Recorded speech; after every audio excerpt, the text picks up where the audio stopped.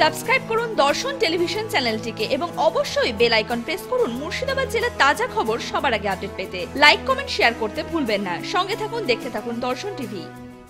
অসংগঠিত শ্রমিকদের কর্মচারী ভবিষ্যনিধি সংগঠন প্রধানমন্ত্রী শ্রমযোগী মানধন প্রকল্প বা PMSYM এর সদস্যপদ দেওয়ার কাজ শুরু হলো জেলায়। মঙ্গলবার বহরমপুর মোহনা বাসস্ট্যান্ডের আঞ্চলিক কার্যালয়ে সহায়তা কেন্দ্র চালু করে সদস্যপদ দেওয়া হলো 10 জন শ্রমিককে। অনুষ্ঠানে উপস্থিত ছিলেন ভবিষ্যনিধি প্রকল্পের আধিকারিকেরা।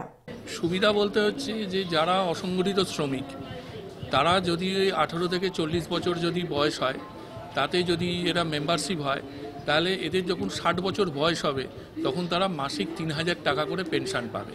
তারা জীবনভর মানে যতকাল বেঁচে থাকবেন ততকাল পাবেন এবং তার অবর্তমানে তার স্ত্রী বা স্বামী যিনি থাকবেন তিনি অর্ধেক পেনশন পাবেন সারা জীবন ধরে। এইটা পাওয়া যাবে সারা জীবন, মানে হোল লাইফ।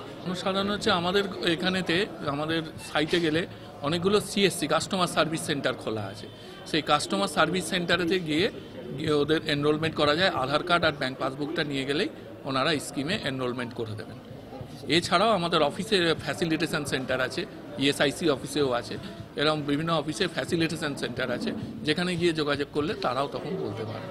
আমাদের প্রোগ্রামটা হচ্ছে আমরা প্রত্যেকটা PF অফিস, ESIC অফিসেতে অর্গানাইজ করছি।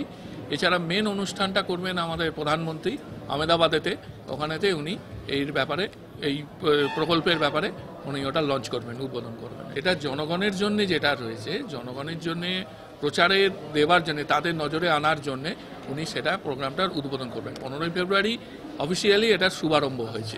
এইটা হচ্ছে এটা প্রধানমন্ত্রী নিজের হাতে সেটা জনগণের সামনে প্রকল্পটা তুলে ধরা হয়।